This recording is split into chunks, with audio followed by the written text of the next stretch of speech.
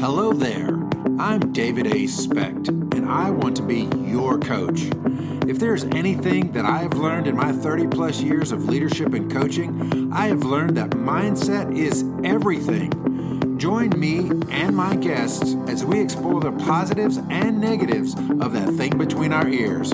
This is Keep This in Mind. Hello there.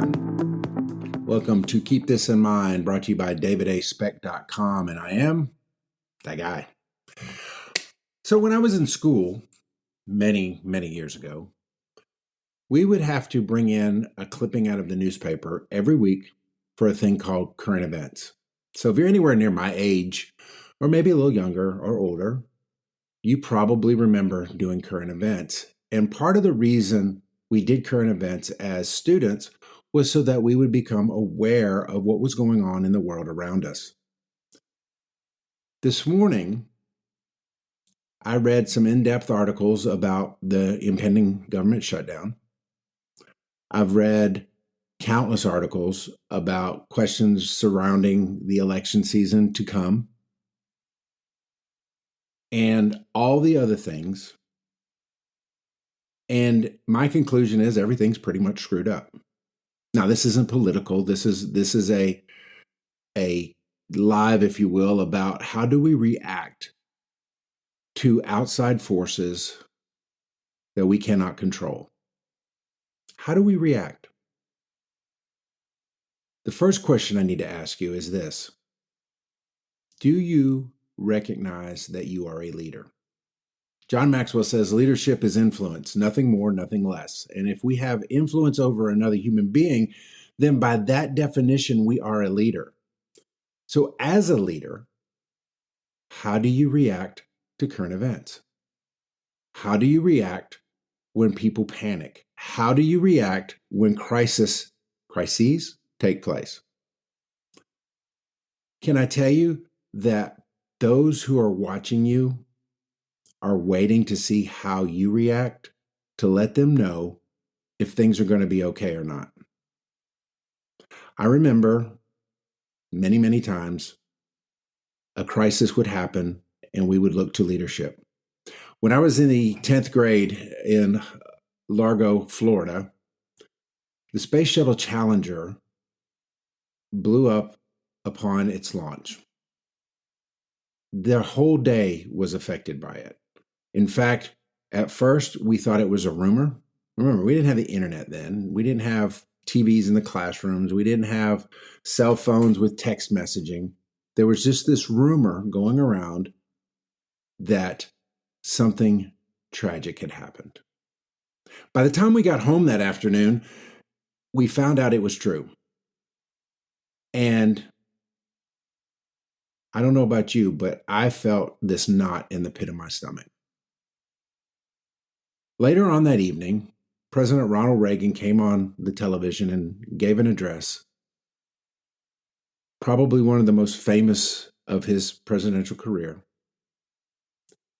And his calm in that storm, recognizing what had happened, but not being controlled by it. I'm going to move my microphone a little closer.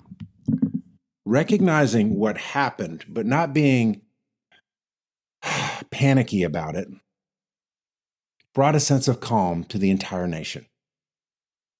I've seen this happen over and over again in major life and world events. And I realize that the way leadership reacts will often set the tone for how the masses react.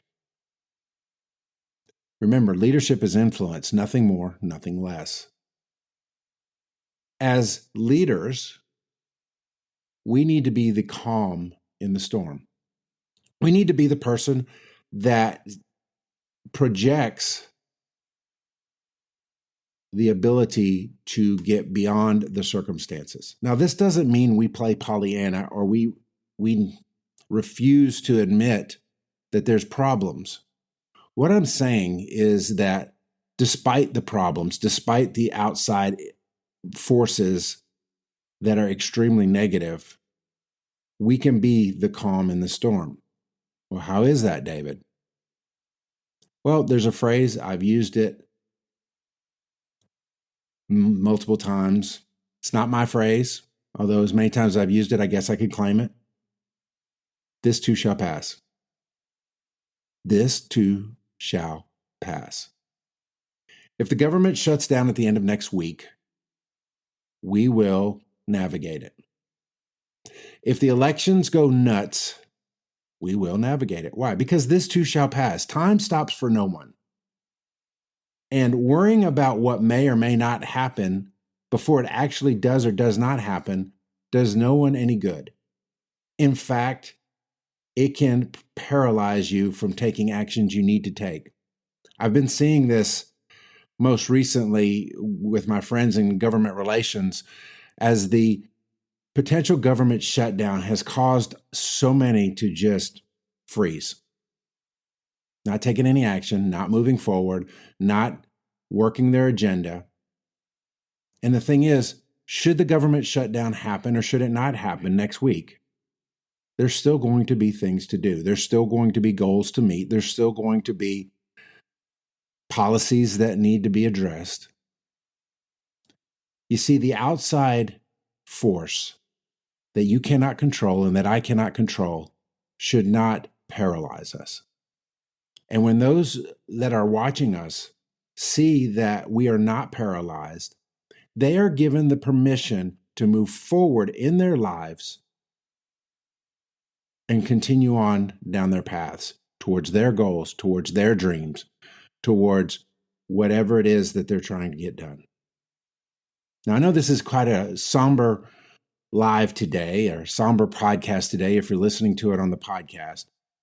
But the truth of the matter is, I need to hear this, you need to hear this, and those that follow us need to hear this. Because it doesn't matter if you're a CEO or the janitor. It doesn't matter if you're in mid-level leadership, if you're not in leadership at all in your organization, or if you're a parent or a friend or whatever. Somebody is watching to see how you react.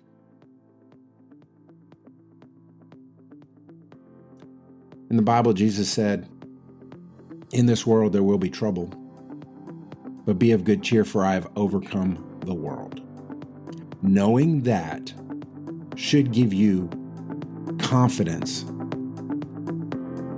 when an outside force or a crisis takes place.